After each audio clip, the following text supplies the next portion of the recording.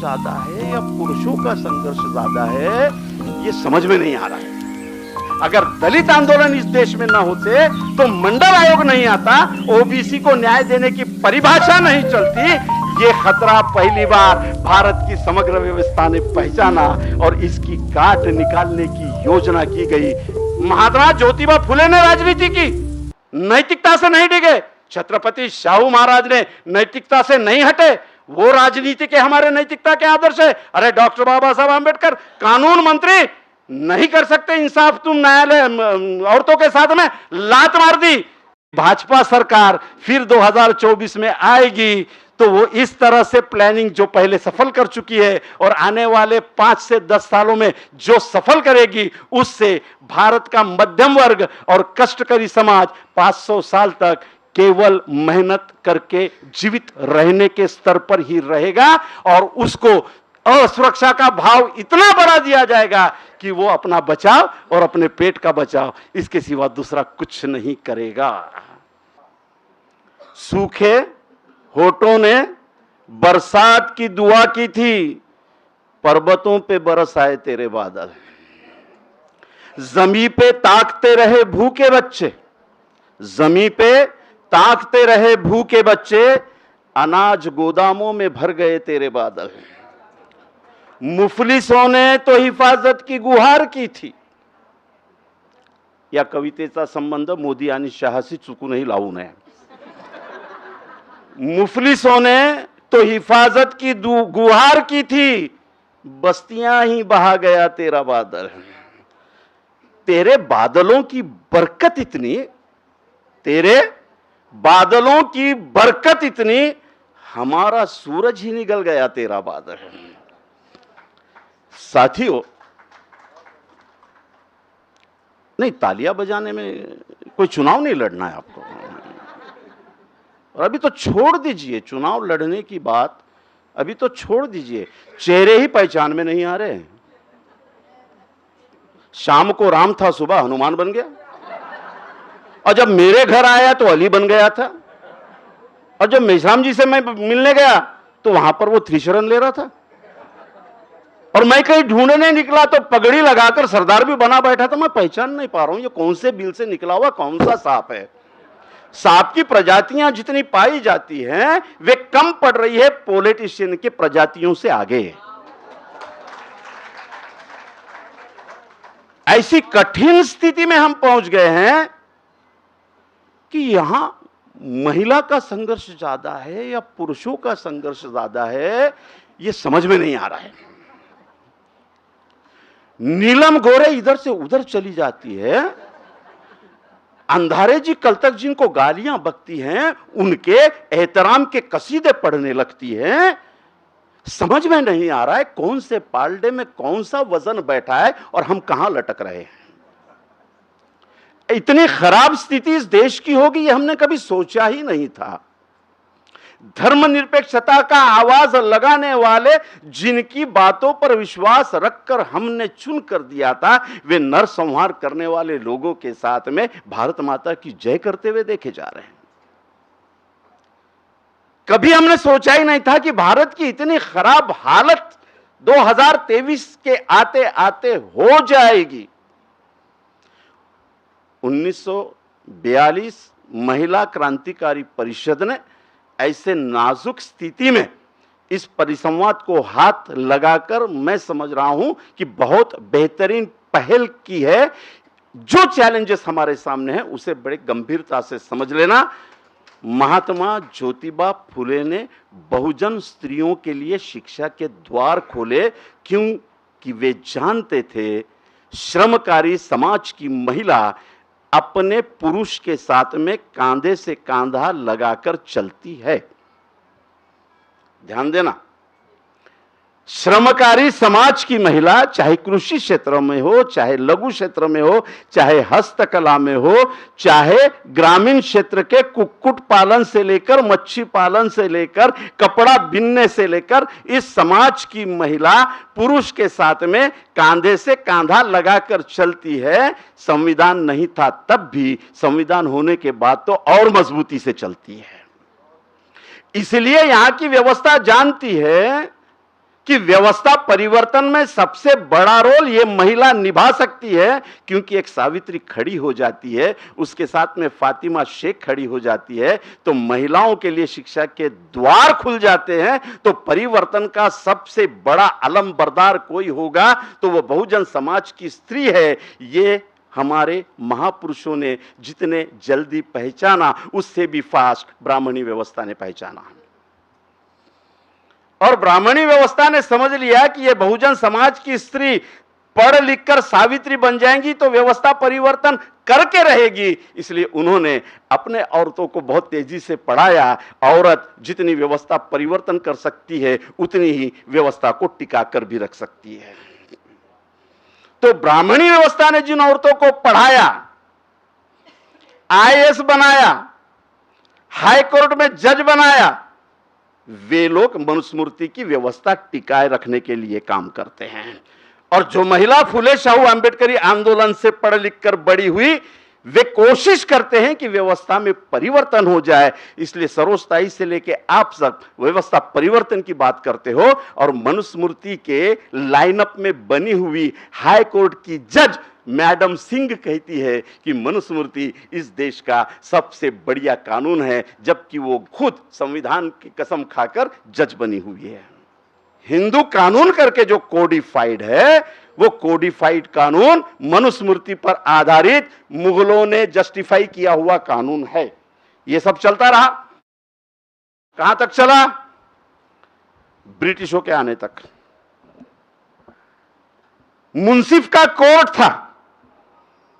आज भी आपके पुराने इलाकों में चली जाइए तो वहां पे मुंसिफ कोर्ट, आपके अदालत में, अदालत ये शब्द ही मुगलों का दिया हुआ है।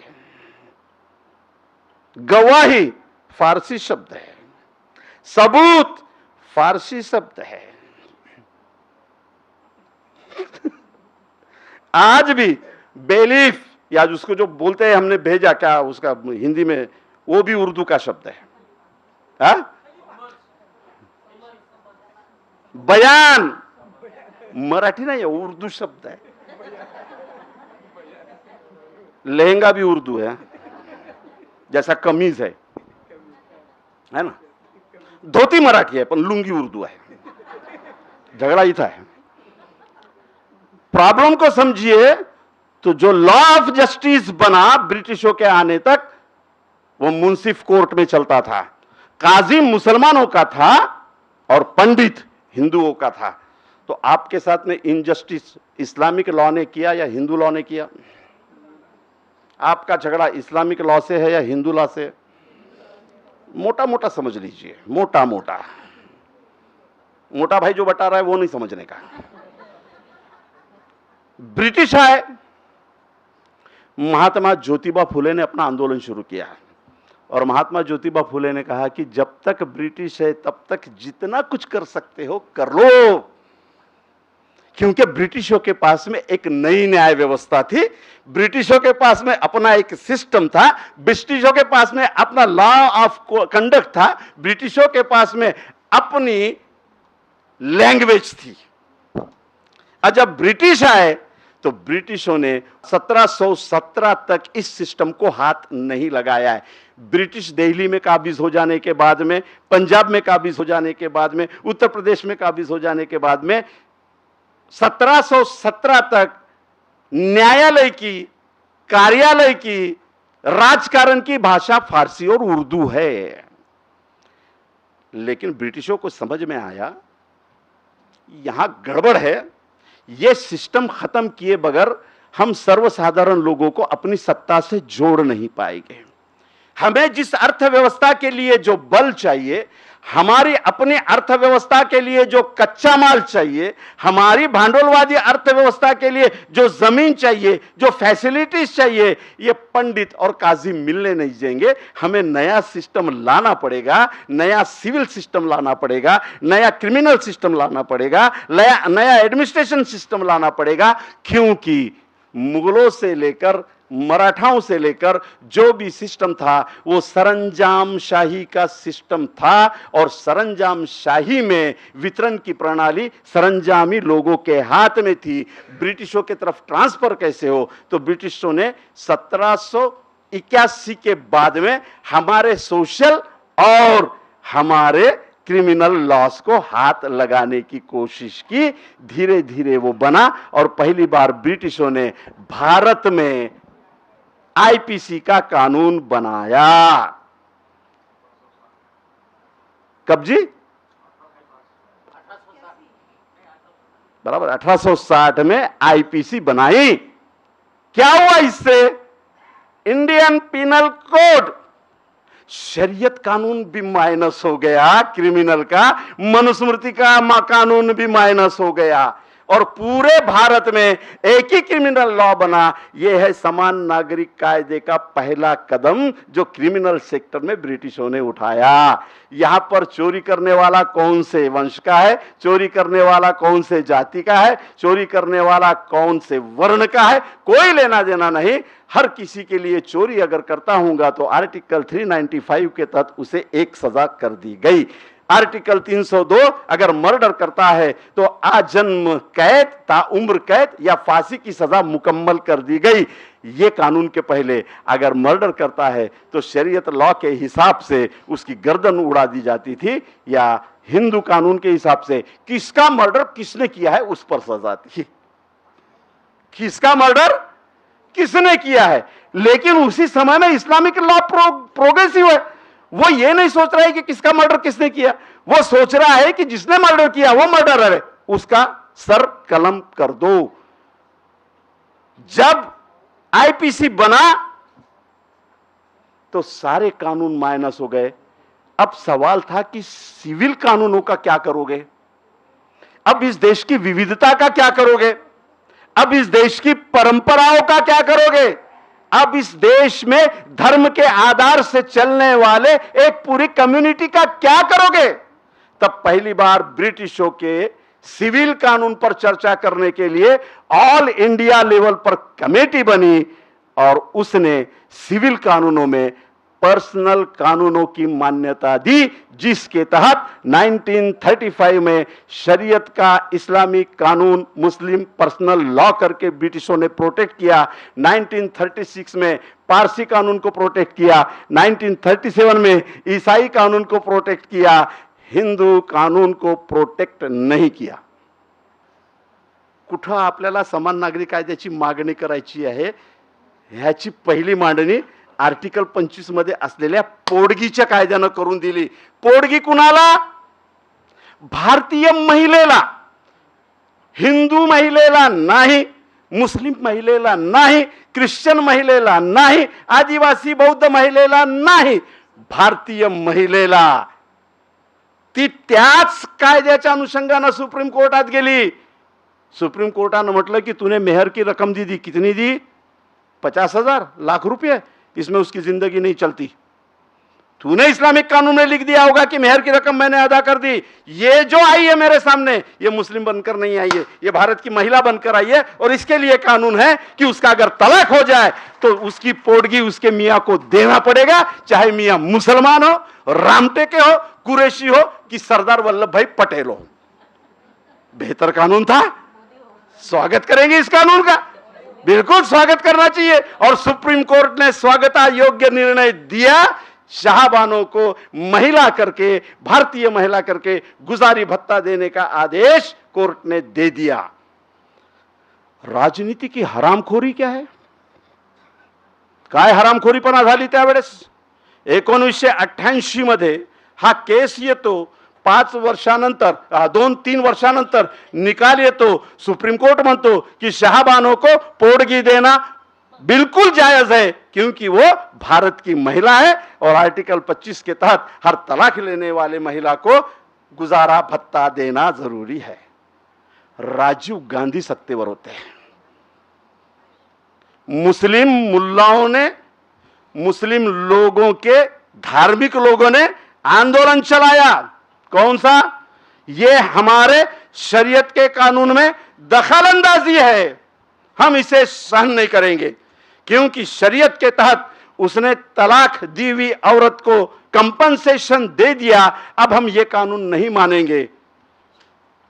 वर्तमान में समान नागरिक कानून लाते हुए ये जो पर्सनल लॉ को बार बार आगे करते हैं, क्या उसे वैसा ही रखकर आर्टिकल 25 के तहत हर महिला को न्याय देने वाले कानून को इंपोज कर सकते हो? कर सकते हो? करना पड़ेगा, तभी समान नागरिक कानून आएगा, वरना झक मार लो समान नागरिक कानून आ नहीं सकता है। किसका कानून बदलोगे? जैनों का बदलोगे, ईसाइयों का बदलोगे, पारसियों का बदलोगे? शेड्यूल 5 में आदिवासियों के आप कानून को तो हाथ भी नहीं लगा सकते। ये जो समान नागरिक कानून की बात आई वो कहां से आई? मुसलमान महिला गई, आदिवासी महिला गई दिल्ली के हाई कोर्ट में। क्या केस है? एका हिंदू नवऱ्यानं, एक हिंदू आदमी ने अपने औरत को तलाक देने के लिए सेशन कोर्ट में केस डाली। औरत खड़ी हुई, बोले ये तलाक नहीं दे सकता है। क्या केस है? अभी जो समान नागरिक कानून की जो बात उठी है ना, वो ये दिल्ली हाई कोर्ट ने जो जजमेंट दिया है, जो आदेश दिया है, तब से ये बात उठी। अभी अभी वो केस क्या है?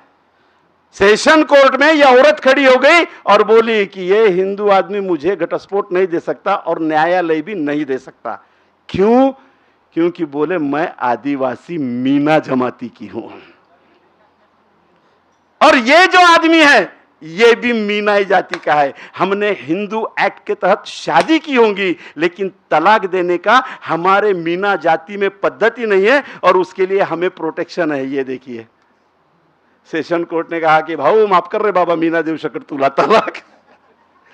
तुझ्या बायकोनं जे जज इथं आर्ग्युमेंट केलेलं आहे, तेरे औरत ने जो आर्गुमेंट किया है वो सही है। भलाई हिंदू तरीके से तूने शादी की हो, लेकिन मैं तलाक नहीं दे सकता क्योंकि मुझे वो पावर ही नहीं है। मीना जाति को प्रोटेक्ट किया गया है, इस कानून से बाहर नहीं दे सकता बोले तलाक। बेचारा क्या करे वो आदमी, वो गया हाई कोर्ट में। हाई कोर्ट ने बोला मैं भी मजबूर हूं, दे नहीं सकता, एक काम करो समान कानून बनाओ। ये अभी जो अमित शाह जी, उनकी पूरी टीम, पूरे विश्व हिंदू परिषद, पूरे आरएसएस समान नागरिक कानून की जो दोबारा बात उठा रहे हैं, वो ये मीना केस से उठ रही है। तो कहां बनना चाहिए समान नागरिक कानून और कैसे बनना चाहिए? समान नागरिक कानून क्रिमिनल लॉ में है। 1951 में जमींदारी कानून पास हुआ। कौन सा कानून? जमींदारी कानून। मुसलमानों ने विरोध नहीं किया, हिंदुओं ने विरोध नहीं किया, मस्त बहुमत से पारित करवा लिया। क्या है जमींदारी कानून जो अभी तक है? चेंज करोगे उसे? जमींदारी कानून के तहत जमींदारी में आई हुई जितनी भी जमीनें हैं, उसका अधिकार औरत को या बेटी को नहीं होता है। नहीं, तुम्हारे में दिमाग में एक ही समान नागरिक कायदा मुसलमाने करके लागू नहीं होता है। म्हणजे मुसलमानांच्या 4 पत्न्या करण्याचा कानून खारिज करणं म्हणजे समान नागरिक कायदा? हा तुमच्या डोक्यात कोंबला जातो। अरे जमींदारी कानून है जिसके तहत जमींदारी से आए हुए जितने भी जमीनें हैं, चाहे वो मराठा हो, राजपूत हो, ठाकुर हो, देशमुख हो, नवाबजादे हो, इनके जमीनों में औरत को और बेटी को हक नहीं रहता, सिर्फ बेटे को रहता है। वो जमींदारी कानून अब भी मौजूद है। इसका विरोध नहीं किया। जब ये आया तब मुसलमानों ने नहीं बोला कि नहीं शरीयत में तो स्त्री को बराबर का अधिकार दिया गया है, ये हम मंजूर नहीं करते। नहीं, मुसलमानों ने भी ठप्पा मारा, हिंदुओं ने भी मारा और जमींदारी कानून पास कर लिया, क्योंकि जमींदारी कानून से तुम्हें और तुम्हें खारिज कर दिया गया है। क्या करोगे? संयुक्त हिंदू फैमिली प्रॉपर्टी लॉ जो है, उसमें क्या है?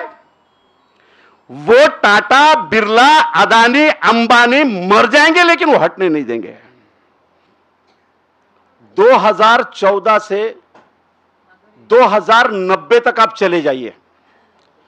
90 में या 82 से 90 तक इस देश में एक बड़ा आंदोलन खड़ा हुआ है जो फूले शाहू अंबेडकर की जय करते हुए उभरा था। क्या है उस आंदोलन का नाम? मंडल आयोग का आंदोलन। और आप देख रहे हैं कि यहां की सनातनी व्यवस्था, पूंजीवादी व्यवस्था, मनुवादी व्यवस्था, भांडवलवादी व्यवस्था और सत्ता में पूरी फैमिली की फैमिली मनुवादी व्यवस्था को लेकर चलने वाली राजनीति में चलती है। ये लोग पहचान गए कि आजादी के बाद तक फूले शाहू अंबेडकर को हम 80-82 तक रोक कर रखे थे। मंडल आयोग ने संपत्ति और सत्ता के विकेंद्रीकरण का मार्ग प्रस्तुत कर दिया है। और आप देखेंगे कि ओबीसी के सबसे ज्यादा नेता मंडल आयोग में कूदे हुए थे। और ओबीसी समाज को जो पहचान कभी नहीं मिली थी, वो पहचान पहली बार भारतीय राजनीति में मंडल आयोग ने खड़ा कर दिया। और मंडल आयोग के बुनियाद में ओबीसी नहीं, दलित आंदोलन थे। अगर इस देश में दलित आंदोलन नहीं होते, मैं दलित आंदोलन ये इस्तेमाल कर रहा हूं लफ्ज क्योंकि उस वक्त दलित आंदोलन की ही टर्मिनोलॉजी चलती थी। अगर दलित आंदोलन इस देश में ना होते तो मंडल आयोग नहीं आता, ओबीसी को न्याय देने की परिभाषा नहीं चलती।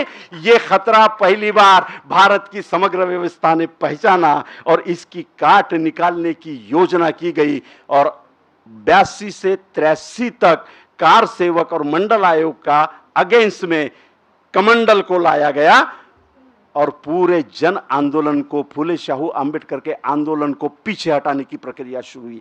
क्योंकि वो जानते थे इस आंदोलन को नहीं हटाए और 90 के दशक में अगर ये आंदोलन सफल होता है तो देश की राजनीति मुट्ठी भर लोगों के हाथ से निकल जाएगी, पूंजीपतियों के हाथ से निकल जाएगी। पूरे क्या पूरे राम मंदिर के आंदोलन को इस देश के 100% ऊंचे हिंदू इंडस्ट्रियलिस्ट घरानों ने फाइनेंस किया है। इसका अगर रिकॉर्ड देख लेना होगा तो एक किताब आई है, उस किताब का नाम है हिंदुत्वाचा पाऊल खुना, वो पढ़ लेना। उसमें किसने कितना फाइनेंस दिया और मुझे तो ताज्जुब लगा कि उसमें बिड़ला भी शामिल है, गोदरेज भी शामिल है, जैन भी शामिल है, टाटा भी शामिल है। भुट्टे भुनना इतना आसान है ये लड़ाई? किसने किसने फाइनेंस किया? लिस्ट दी है घरानों की, पढ़िए तो व्यवस्था से संघर्ष कितना कठिन है यह समझ में आएगा। इस देश के सभी फाइनेंस हिंदू घरानों ने राम मंदिर के आंदोलन को फाइनेंस किया। केवल देश में नहीं, अंतरराष्ट्रीय स्तर से फाइनेंस हुआ। क्यों? क्योंकि एक इनकी व्यवस्था के सामने फूले शाहू अंबेडकर के नाम लेने वाले लोगों ने चैलेंज खड़ा कर दिया था। हुआ क्या? 92 में पहला नरसंहार गुजरात में मोदी ने करवाया और पूरे क्या पूरे जन आंदोलन को डराने में कामयाब रहा। 3 सतह पर प्रयोग किया गया गुजरात में। एक, क्या स्टेट मिनिस्ट्री को, स्टेट एडमिनिस्ट्रेशन को धार्मिक प्रभाव में लाकर एक तरफ झुकाया जा सकता है? क्या न्याय व्यवस्था को भी डराया जा सकता है? ये तीनों प्रयोग सफल हुए उनके। गुजरात में तीनों प्रयोग सफल हुए। केवल एक आदमी खड़ा हुआ, भट्ट आईपीएस, अभी तक जेल से बाहर नहीं निकला। कितने लोगों को मारा? जकिया जाफरी की पहली आवाज थी महिलाओं के लिए, जकिया जाफरी की, कि असली खतरा अब आया है। जकिया जाफरी आय विटनेस है उसके पति को जिंदा मारने के उस करतूत की। मर गई, लेकिन session court, high court, supreme court इंसाफ नहीं दे सका। व्यवस्था सफल हो गई कि हम किसी भी चीज को कोर्ट में भी रोक सकते हैं, मर जाएगा लेकिन इंसाफ नहीं मिलेगा। इतनी पकड़ एडमिनिस्ट्रेशन पे, इतनी पकड़ जुडिशियरी पे यह व्यवस्था करने में कामयाब हो गई। अब चैलेंज क्या है? चैलेंज यह है कि एक नया 2014 के बाद में सर्किट चला। क्या सर्किट है वो सर्किट यह है, 2014 में संपत्ति का संचयीकरण और श्रमिक समाज का निर्माण, ये दो बातों पे कंसंट्रेट हुआ आरएसएस। और ये दो बातों की थ्योरी आगे बढ़ाई गई। कैसे? बहुत थोड़े से मैं आपको समझाऊंगा। मंडल आयोग के पीछे, जैसे राम मंदिर के पीछे बड़े बड़े हिंदू इंडस्ट्रियलिस्ट बैठते थे, वैसे ही मंडल आयोग के पीछे ओबीसी हिंदू के राजनेता ने भी फाइनेंस किया था। मंडल आयोग के वक्त में लालू प्रसाद से लेकर मुलायम सिंह यादव से लेकर इधर तक पूरा, ममता बनर्जी भी उस वक्त में थी, उतनी पावरफुल नहीं थी, लेकिन इन लोगों ने मंडल आयोग के आंदोलन को फाइनेंस किया था। तब आरएसएस के ध्यान में आया कि कल परसों और ऐसा आंदोलन उभरेगा तो यही ओबीसी के लोग इन्हें फाइनेंस दे सकते हैं, तो इस फाइनेंस की धारा को रोको, षड्यंत्र को ढंग से समझ लीजिए, इस फाइनेंस की धारा को कटाप करो। और इसके लिए सबसे पहले सत्ता पर हावी हो, सत्ता पे हावी होते ही इकोनॉमिक्स को सेंट्रलाइज करने का प्रोजेक्ट आरएसएस ने जो दिया था उसको इंप्लीमेंट करना मोदी सरकार ने किया। कैसे किया? विकास। और विकास के मॉडल पे क्या लाया? विकास पे मॉडल पे देश के पूरी इकोनॉमी का जो सेंट्रल गवर्नमेंट के पास में इनकम टैक्स जीएसटी के माध्यम से कलेक्ट होता है, अलग अलग टैक्स के माध्यम से कलेक्ट होता है, जिसके बेनिफिशियरीज इस देश का 45 करोड़ ये दुर्बल घटक होता है और बचा हुआ 30 करोड़ ये मध्यम वर्ग इसका बेनिफिशियरी होता है। इन योजनाओं को कट करके यहां का पैसा पुल निर्माण, सड़क निर्माण, डेड अकाउंट की तरफ बढ़ाया गया है।